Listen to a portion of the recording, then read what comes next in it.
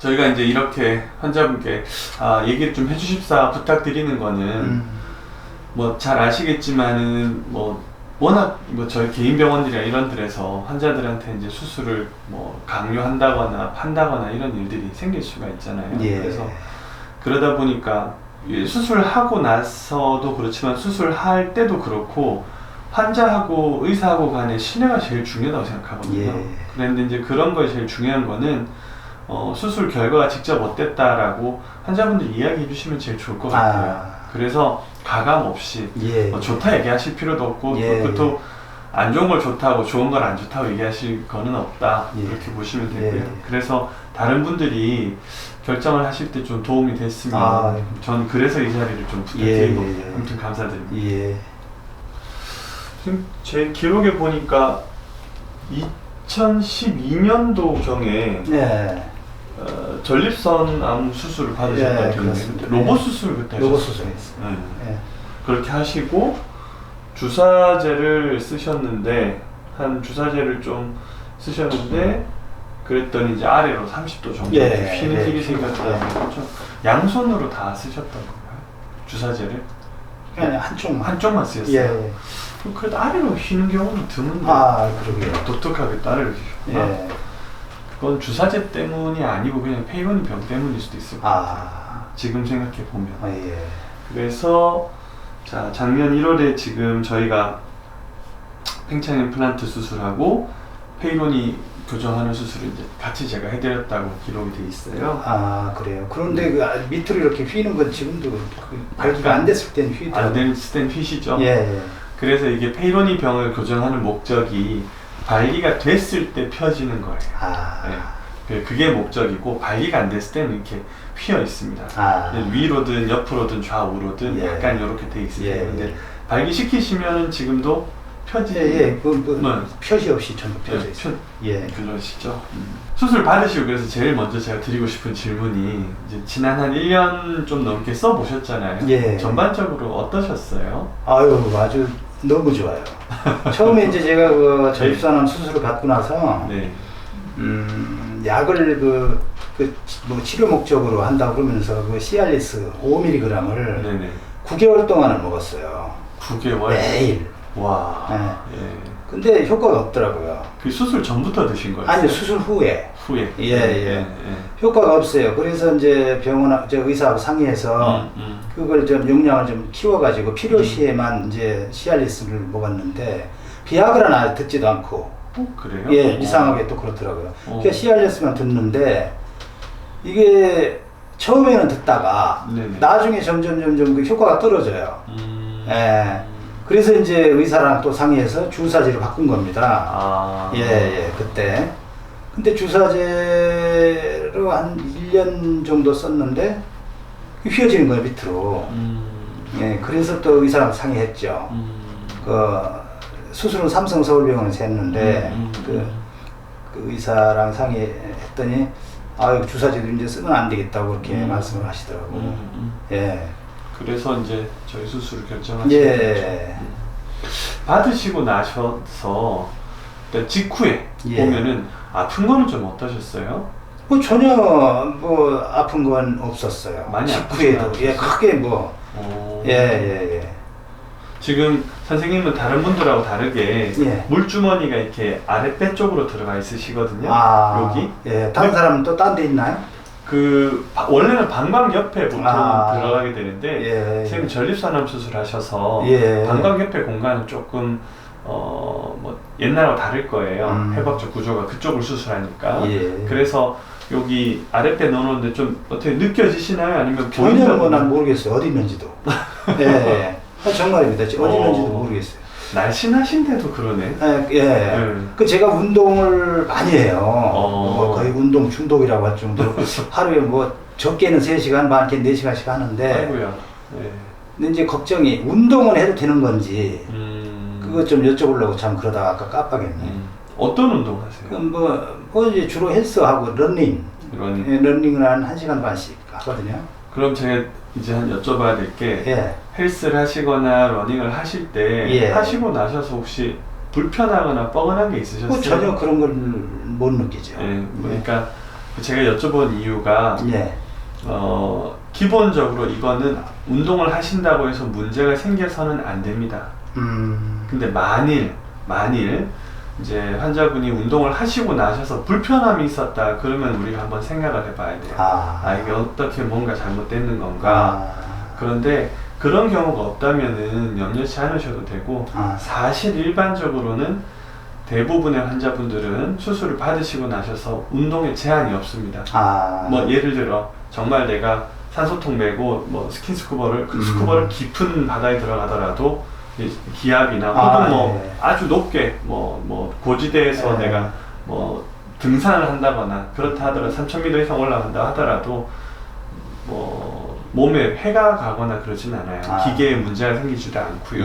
제일 기억이 남는 환자분들은 선생님도 운동 굉장히 많이 하시지만 격투기 선수? 왜 요즘 TV에 나온 MMA 이런 거 하는 선수가 왔었어요. 30대 중반 정도 된 친구인데 그 친구는 현역 선수 생활을 하기 때문에 수술하고 나서 약간 걱정이 됐던 거는 혹시 그걸 걷어차면 어떡하냐. 좀 저는 그랬거든요. 그랬는데 실제로 이제 해외 사례들 보고 그 친구 결과를 보면 지금 한 6, 7년 됐는데 문제가 크게 없었어요. 그래서 그런 경우, 그 다음에 경륜 선수, 그러니까 자전거 굉장히 격렬하게 타는 경륜 선수도 한 명 있었는데 거기도 괜찮았고, 그 다음에 승마 선수, 뭐 생각보다 굉장히 많은 운동하는 분들이 꽤 있었어요. 그런데 괜찮았습니다. 그리고 제가 괜찮다고 그것만이 아니고 논문에 나온 결과도 실제로는 이론적으로도 환자분이 아무리 운동을 많이 하셔도 괜찮아요. 자전거 타는 것도 상관없고 괜찮습니다.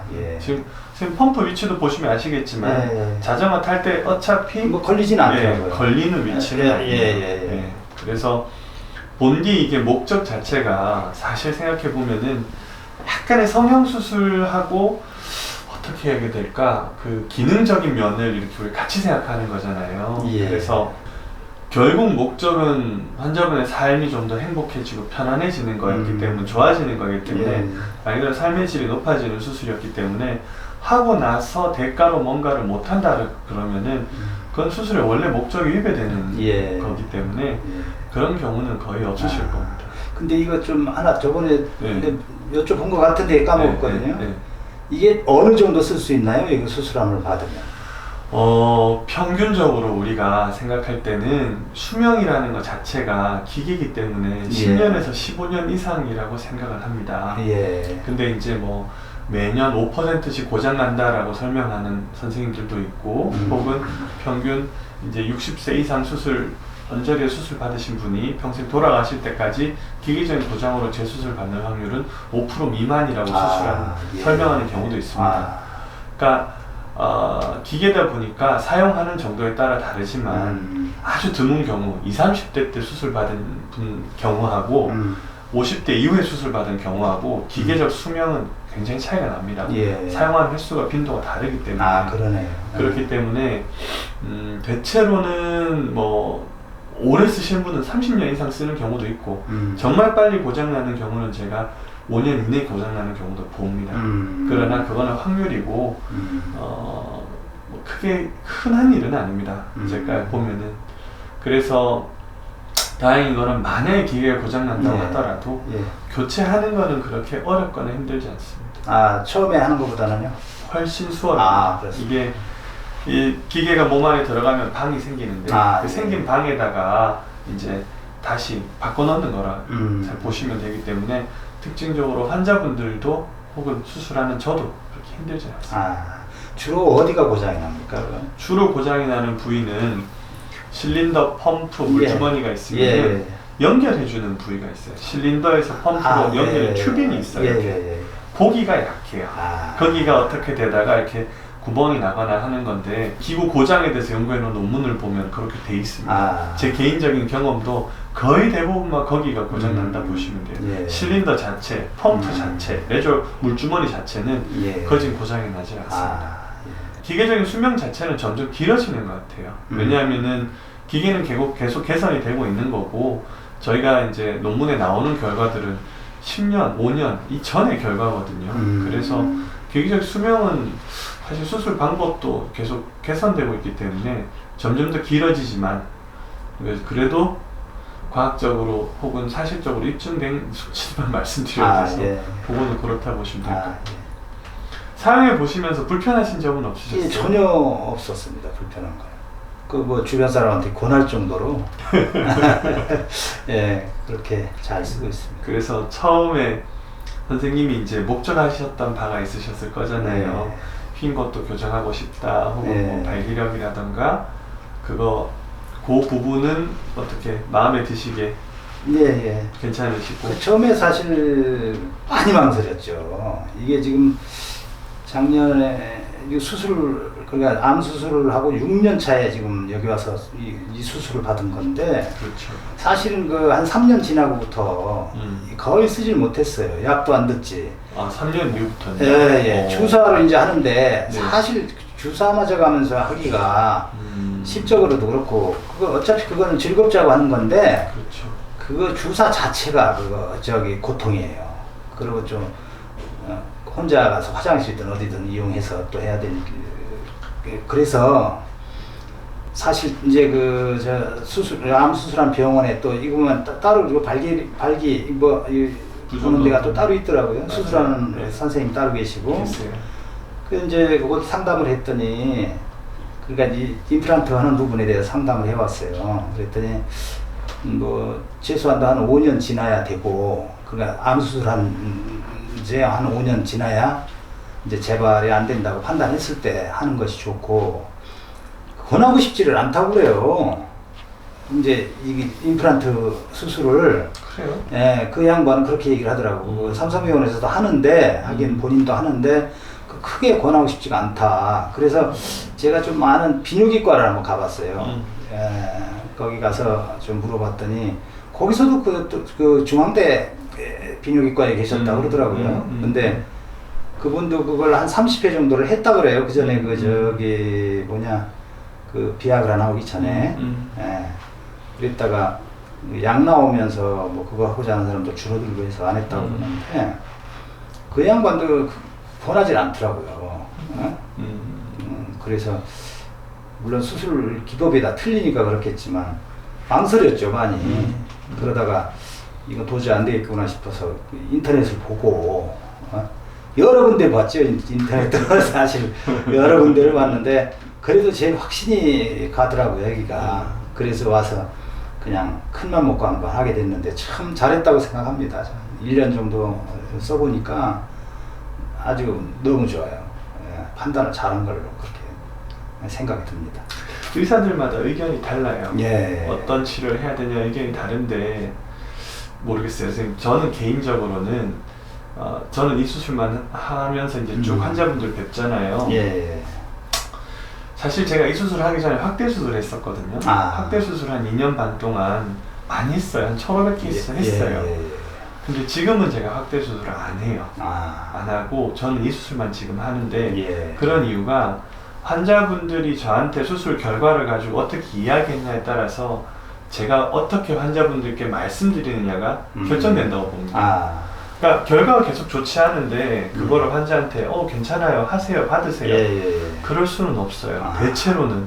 그래서 제가 이 수술이 괜찮다라고 저는 생각을 했던 이유가, 한 6개월 지나서 선생님처럼 한 6개월 지나서 뵈면은 대체로들 되게 좋아하셨어요. 그래서 뭐 100%는 아닙니다. 저도 100%는 아니지만 그래도 다들 뭐 괜찮았다 이렇게 좋았다 이렇게 얘기해 주시니까 수술이 괜찮겠구나. 그리고 사실 옛날하고 술기가 좀 많이 달라졌을 거예요. 그 옛날에는 수술도 훨씬 힘들고 이렇게 했지만 저희는 이제 그렇게 하진 않으니까 뭐 그런 차이가 좀 있지 않나. 아무튼 결과적으로 환자분이 행복해지시는 거에 도움을 좀 드리면 뭐 사실 고민하시던 거를 좀 스트레스를 덜 받게 도와드리면 도움이 되지 않나 이렇게 생각을 근데 전 집사람이 인지에서 그 얘기를 하더라고요. 이제서요?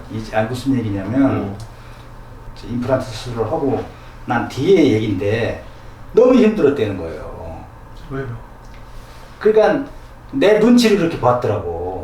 이게 안 되니까 혹시나 기분이 상할까 이런 것 때문에 이거 자기 무조건 괜찮다 하고 이제 뭐 계속 그랬는데 지금은 너무 마음이 편하다고.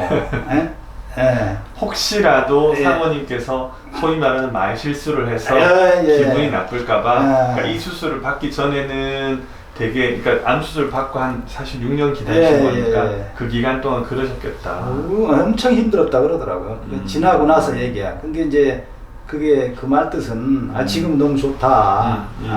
아주 마음이 편하다. 그런 얘기를 해요. 선생님 말씀이 정말 맞는 것 같아요. 이게 이제 제가 항상 보면 그렇지만 성관계만은 목적으로 하시진 않아요. 예, 그렇더라고요. 그래서 되는데 안 하는 거하고 안 돼서 못 하는 거하고는 참 묘하게 달라요. 묘하게. 그 말씀을 좀 드렸으면 좋겠는데 그 전에는 뭐 주사를 맞든 하여튼 억지로 해도 뭐 한 달에 한 4번 정도는 했어요. 그래도 안 돼도 그냥. 근데 지금은 오히려 이걸 하고 나서 뭐 열흘에 한 번도 하고 보름에 한 번 해도 하나 부담이 없어요. 지금 오히려 심적인 부담이 없다고. 뭐 가능하면 매일 해도 되고 하는 건데 뭐 굳이 뭐 의도적으로 이걸 꼭 해야 돼, 의무감을 가지고 해야 되겠다 이런 생각은 전혀 이제 안 들죠. 자신감이 생겼다는 얘기인 것 같은데 오히려 이거의 스트레스를 이제 사실 안 받으신다. 전혀 안 받아요 이제. 그러니까 이렇게 봐도 될 것 같아요. 그러니까 억지로 밥 먹는 게 보다 내가 그거보다 운동도 억지로 하는 것보다 내가 즐거워서 하고 내가 하고 싶어서 하면 아유 맞습니다. 그게 좋다 하시더라고요.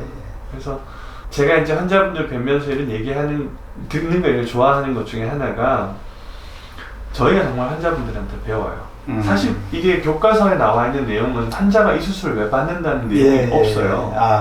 발기부전을 위한 치료다 이 말만 해놓지 실제로 그런 발기부전이 남자한테 혹은 관계에 어떤 부부 관계에 어떤 영향을 미치냐 없어요. 발표나 연구하기가 좀 어려운 것 같아요. 근데 환자분들 말씀을 오랫동안 들어보면 이게 결국 이래서 중요한 거구나. 그런 걸 제가 좀 많이 배우는 것 같습니다. 아무튼 경과 좋으시다니 제가 되게 감사하고요.